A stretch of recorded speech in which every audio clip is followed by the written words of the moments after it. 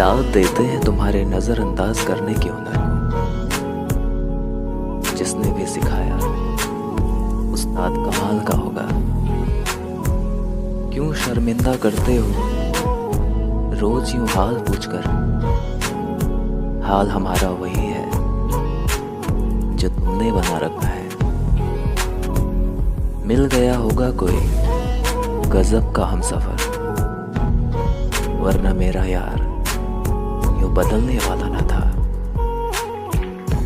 नींद भी नीलाम हो जाती है दिलों की महफिल में। किसी को भूल कर सो जाना इतना आसान नहीं होता।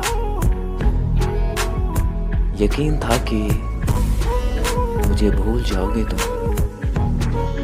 खुशी इस बात की है कि तुम उम्मीद पर खरे उतरे।